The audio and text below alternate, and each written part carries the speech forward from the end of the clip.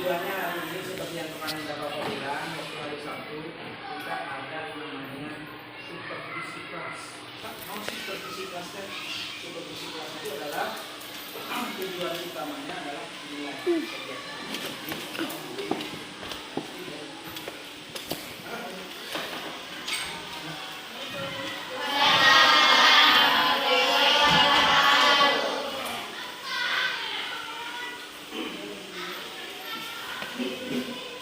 Baik, sebelum kita mulai pembelajarannya Bapak akan mengajar satu persatu ya.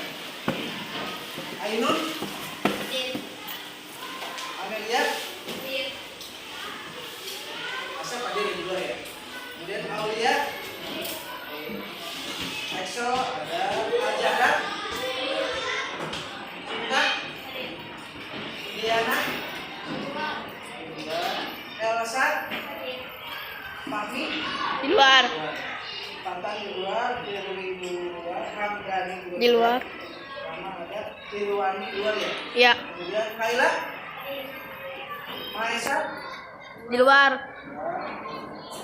kemudian tidak juga Muhammad Sunandi, Nanda, Nurfadila, Topik di jero ge, Pak. Rapasya,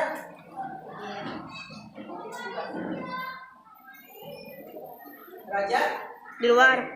di luar, Wan ada di sana ada. Kemudian di luar, Sarif, Di luar.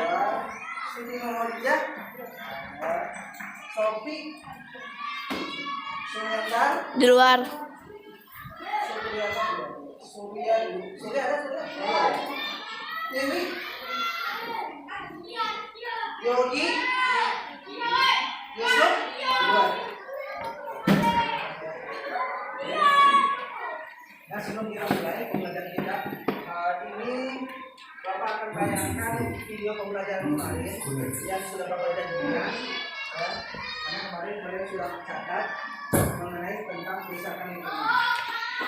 Jadi sekarang tentang video pembelajarannya Bapak akan menjelaskan tujuannya satu, ya. Nanti tolong setelah menyimak 5 mata kerusakan lingkungan akibat manusia ini, tolong nanti amati baik-baik dari awal sampai akhir. Karena nanti ada 5 pertanyaan menyangkut video pembelajaran itu. Ya. Nanti 5 pertanyaan akan Bapak kasihkan secara detail. Dan kita kalian tulis nanti berdasarkan pengamatan di video ini apa saja. Nanti Bapak berikan sesuai dengan video aja. Ya.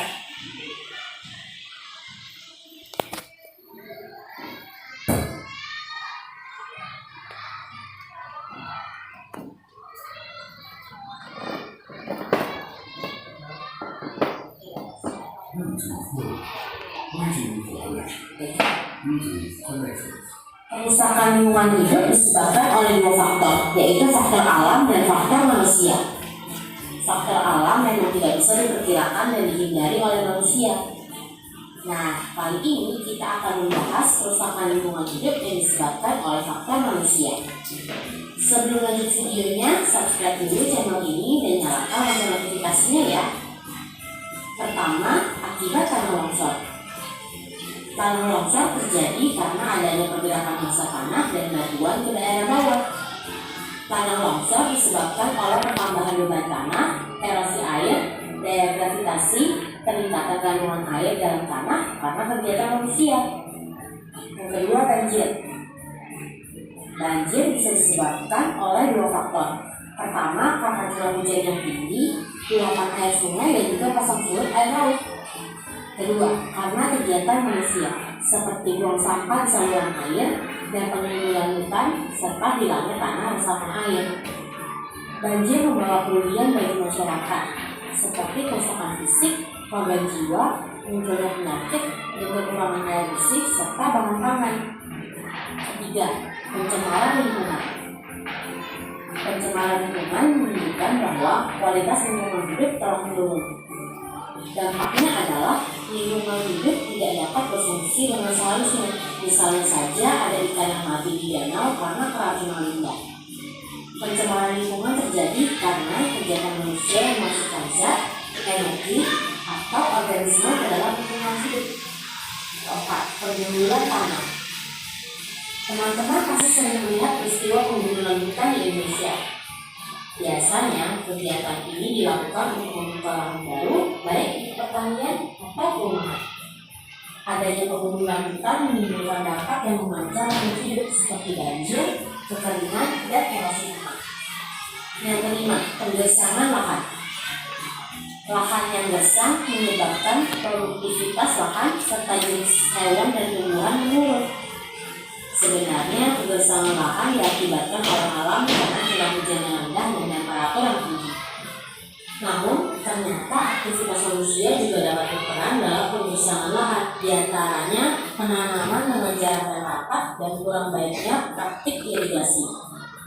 Kerugian yang disebabkan karena lahan yang gersang dapat berupa ancaman kelaparan loh teman-teman. Nah, semoga teman-teman dapat memahaminya dan sebisa mungkin dapat menjaga lingkungan di sekitar ya. Karena untuk anak ya, bobo.id. Like, comment, share, dan subscribe juga ke channel Bobo yuk.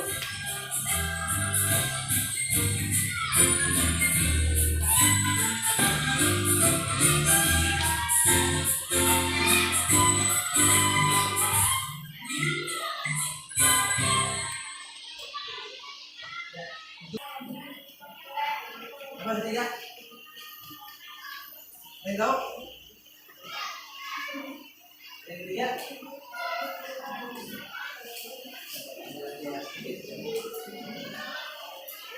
Satu nih. Akibat tanah longsor. Tanah longsor. Tadi yang kedua apa? Banjir. Jelas ya banjir ya. Yang ketiga nih.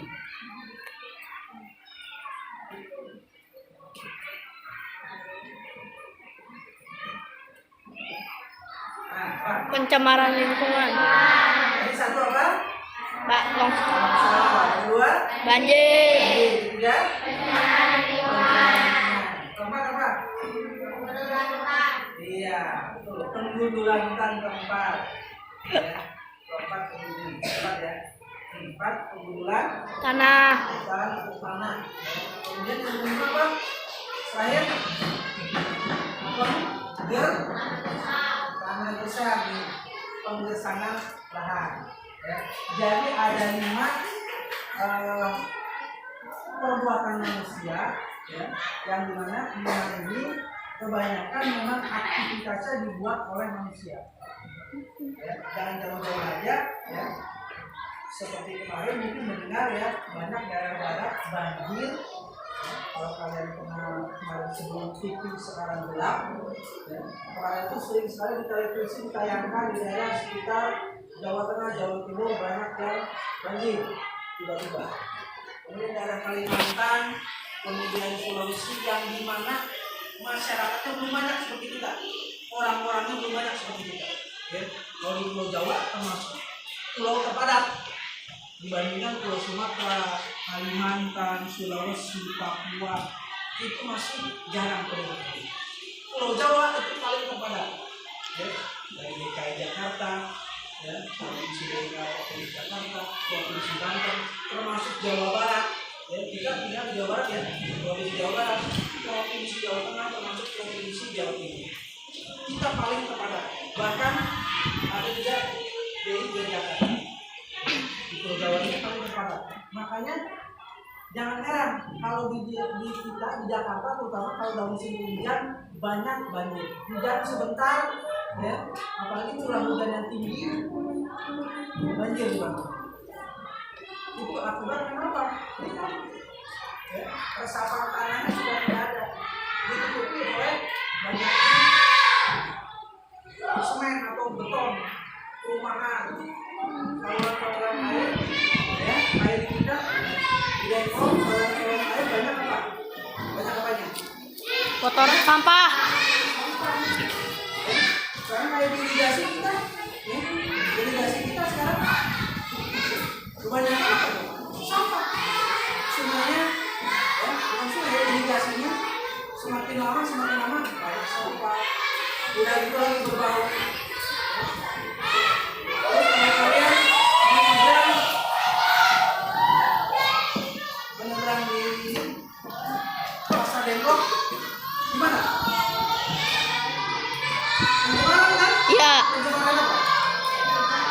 Lingkungan. Nah, yang pertama adalah berbau polusi udara. Ada yang lewat depan masanya banyak yang udah menutup hidungnya. Kalau yang pakai motor udah bingung, saking berbau karena banyak sampah yang dibiarkan di sini. Nah, ini contoh yang sudah tadi ditayangkan, baik itu banjir, ya, longsor, pengundulan hutan, ya, pembersihan. Tujuannya apa sih mereka itu? Tujuannya apa? Mereka tahu nggak? Kenapa mereka contohnya hutan yang dipotong atau dibabat tanahnya untuk dijual ya? Untuk mendapatkan apa?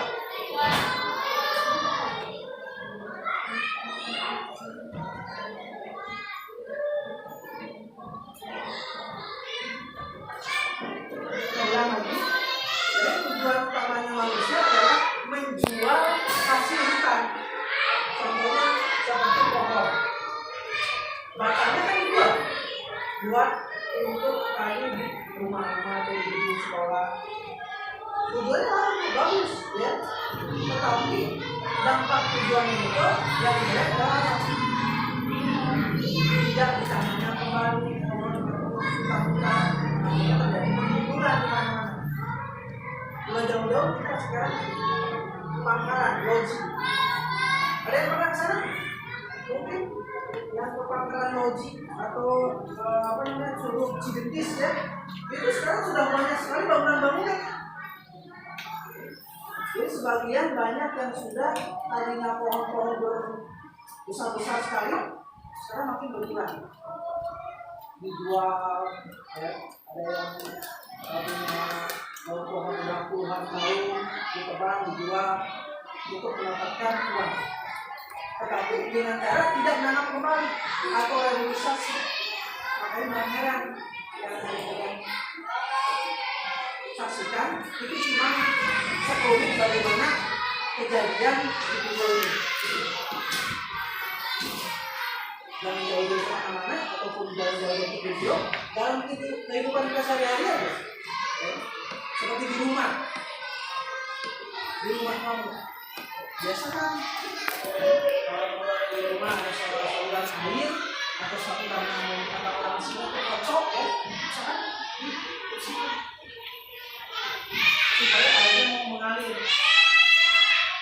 Air kocok atau air kotoran itu semakin terdiam, maka menimbulkan banjir nanti tiap hujan berbau gitu lagi. Karena tersumbat nggak bisa mengalir. Nah ini contoh besar ya kerusakan lingkungan yang diakibatkan oleh manusia. Kenapa manusia itu secara tidak langsung merusak? Karena memang tujuan manusia satu, memenuhi kebutuhan hidupnya. Kan kebutuhan hidup manusia itu makan, minum, pengen punya pakaian, pengen punya rumah, ya kan? Semua itu. Ya. Pernah kan Bapak bilang bahwa kebutuhan pokok manusia itu makan, minum, pakaian, rumah. Nah ini merupakan yang paling pokok. Tapi karena keinginan ingin memenuhi kebutuhan ini, manusia berpikirnya pendek. Cuma satu yang dipikirin, memenuhi kebutuhan ini, makan, minum, membeli pakaian, kemudian membangun rumah. Tidak tahu membangun rumah itu kan butuh kayu, ya kan? Kayu-kayu ini dari mana dapatnya? Selain dari pohon-pohon yang terbang itu udah puluhan tahun. Ada yang sampai 20 tahun, ya. Tuanya pohon itu. Ada yang sampai udah lebih dari itu. Saat disesalkan kalau seandainya ya setiap orang hanya memenuhi kebutuhan itu aja, makan minumnya dibeli, ya, ini pakaiannya nggak bagus-bagus dibeli, termasuk pakaian juga itu berasal dari pohon kapuk. Ada juga pohon-pohon yang ada yang pernah tahu nggak, atau mungkin orang-orang yang pernah kerja di Piduri itu yang Apindo Daily itu merupakan perusahaan kertas terbesar ada di Karawang untuk Damai. Ada 2 perusahaan, ada untuk Damai 1, kemudian yang satu lagi di Pangkalan yang mengarah ke produksi apa? Kertas. Kertas apa? Itu yang kalian pakai buat belajar. Makanya jangan dibuang-buang, apalagi sampai dibuat mainan kapal-kapalan, perbankan di kelas. Memang betul kamu bisa beli. Tapi kamu tidak tahu bahwa si kertas itu berasal dari surat-surat pokok. Ada saudara begitu bang, enggak. Pohon-pohon itu kan, kamu nanti udah besarnya, karena kehilangan banyak sekali potongan. Itu, jadi kita bersama-sama, jangan sampai merusak lingkungan. Dan jauh-jauh, mulai dari diri kita sendiri di rumah. Setiap hari kamu di rumah. Di sekolah cuma berapa jam? Dari jam 7 atau setengah 8 kamu masuk, paling kelas setengah 12 atau jam 12 kamu udah pulang. Ya kan? Namanya di rumah. Sekarang kamu di rumah nih, dari jam 12 lah. Dari jam 12 kamu di rumah, kemudian jam 1 kamu misalnya mengaji. Mengaji misalnya 2 jam, jam 1 sampai jam 3 misalnya. Jam 3 kamu pulang kemana lagi? Ke rumah lagi. Berangkat ke rumah, pulang ke rumah, tidur di rumah, makan minum di rumah, ya. Nyetrika baju di rumah. Nah, sebelum kamu melangkah ke lingkungan di dalam, lingkungan rumah kamu. Pokoknya nih yang perempuan, ya, di rumah. Jangan di sekolah, jangan cuma di sekolah sesapu karena diperintah oleh gurunya. Tapi di rumah itu salah. Tidak banyak cara ini. Tolong dengan siswa sebagai pelajar, bukan cuma belajar di sekolah, di rumah. Membantu orang tua terutama bebersih. Siapa sini yang biasa suka kucing? Laki-laki Bapak dari kelas SD, kelas 1, kelas 2, kelas 3, kamu dari sini belajar. Kelas 4, Bapak belajar masak nasi. Kalau sekarang enak ya, pakai biji-bong ya. Semua sebaiknya tinggal dibersihkan, berasa cuci, tinggal taruh di biji-bong, tinggal selokan. Jadi zaman Bapak nggak ada. Bukan ya, belum ada. Apa diisi beras dulu, diisi beras, terus masukkan ke semacam penyisal. Kasih air secukupnya, diukur, dan ditutup. Biarkan dulu airnya biar supaya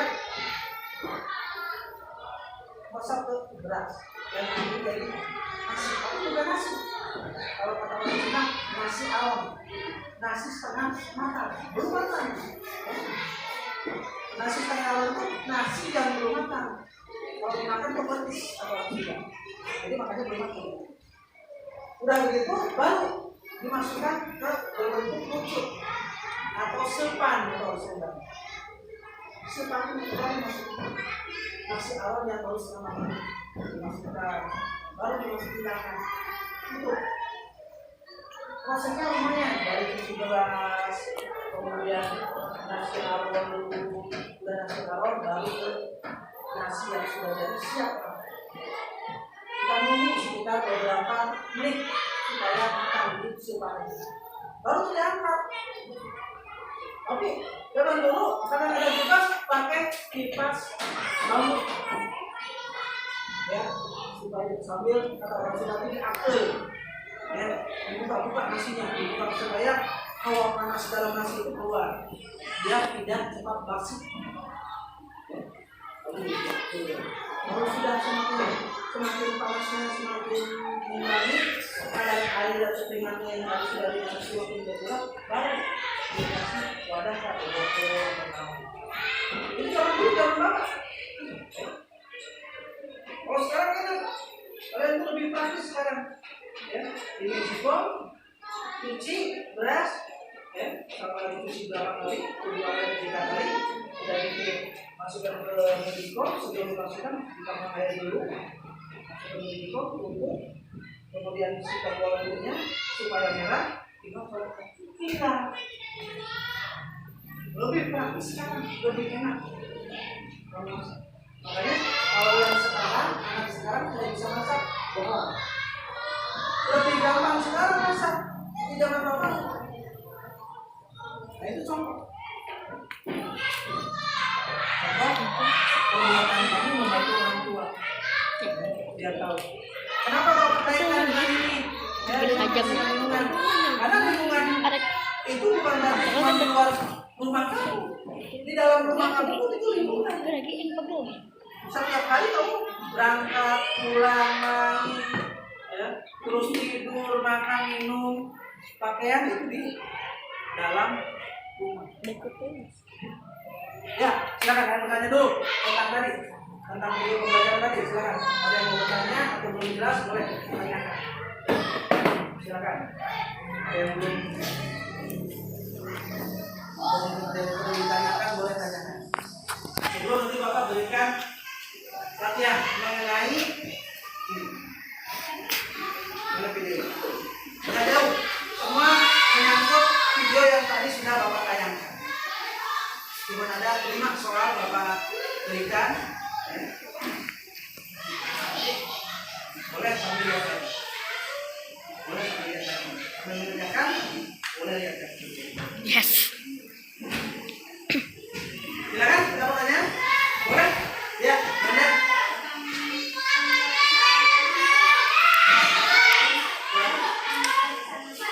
Oh, penggersakan lahan, iya. Jadi penggersakan lahan itu contoh penggersakan lahan itu karena pertama tidak ada tumbuhan sama sekali, alias gundul. Jadi tumbuh bisa. Jadi tidak ada sama sekali pepohonan itu bisa menyebabkan tanah itu jadi tidak subur. Ya. Jadi karena cahaya matahari aja. Contohnya seperti sawah. Ya. Sawah saja kalau di musim kemarau tidak ada air gimana? Bersang kan pada belah. Ya, itu contoh penggersangan. Bisa juga seperti misalnya dia itu tanah yang sering-sering sekali ditanami apa aja. Jadi ada bahan-bahan kimia seperti pupuk segala macam itu, sehingga tanah itu nggak istirahat. Sekarang misalnya nih nanam padi udah panen, tanam misalnya singkong udah panen, tanam lagi misalnya ubi, sehingga tanah nggak ada istirahat. Coba kalau manusia kalau nggak ada istirahat gimana? Sakit kan? Apalagi tanah itu bisa membutuhkan istirahat. Alam semesta kita tanah itu nggak butuh istirahat, butuh istirahat. Makanya para petani setelah panen didiamkan, diberikan waktu istirahat, waktu 1 bulan, ya, supaya si tanah itu dia istirahat dulu. Kalau kata orang itu istirahat dulu. Setelah tidur kita segar lagi kan? Bisa kita aktivitas sama tanah itu. Betul, ada bagus ya tentang penggersangan. Penggersangan itu berarti karena akibat tanah itu nggak ada istirahatnya. Kalau gimana tanam terus, tanam apa aja, tanam apa, udah panen tanam lagi, udah panen tanam lagi, kasihan. Dan akhirnya tanah jadi kurang subur, yang akhirnya dia tidak bisa menghasilkan kesuburan apapun. Jadi nanam apa aja, kalau tanahnya kurang subur, ya, yang lain, boleh tanya lagi. Boleh, kalau ada yang mau bertanya lagi sekarang. Tadi Nanda. Yang lain silakan, ada? Tidak ada? Tidak. Oke, kalau tidak ada silakan tulis latihannya. Nomor 1, mau dipikirkan. Tuliskan 5. Dari depan. Oh siap. 5 macam kerusakan lingkungan. Tuliskan 5 macam kerusakan lingkungan. Tuliskan 5 macam kerusakan lingkungan yang sudah kamu tonton. Tuliskan 5 macam kerusakan lingkungan yang sudah kamu tonton. Tanda seru. Tahu tanda seru? Satu, ada titik bawah. Nomor 2.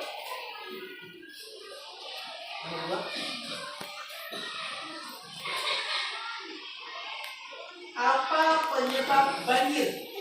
Tanda tanya. Apa penyebab banjir? Apa penyebab banjir?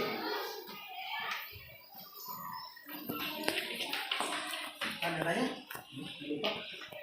Sudah? Nomor 3. Apa penyebab longsor? Tanda tanya. Apa penyebab longsor? Tanda tanya.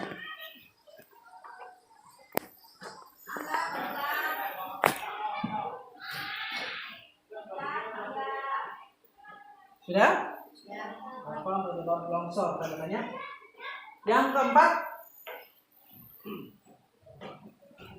apa penyebab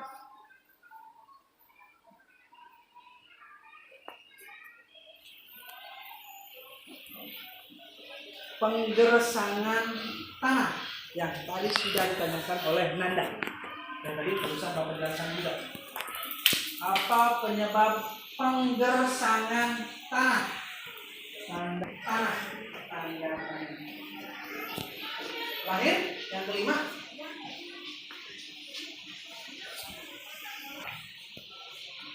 Sebutkan penyebab.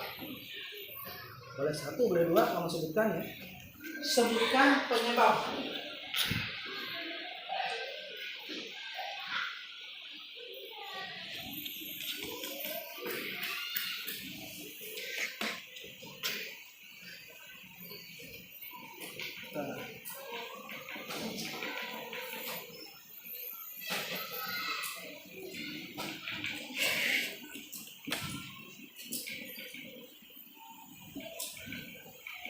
Pencemaran lingkungan. Sebutkan penyebab pencemaran lingkungan.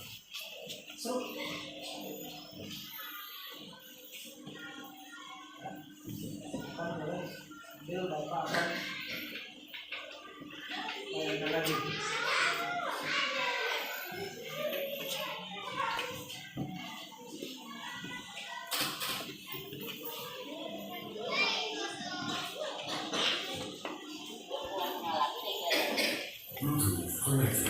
Bahkan kemudian bagi kehidupan manusia, kerusakan lingkungan hidup disebabkan oleh 2 faktor, yaitu faktor alam dan faktor manusia.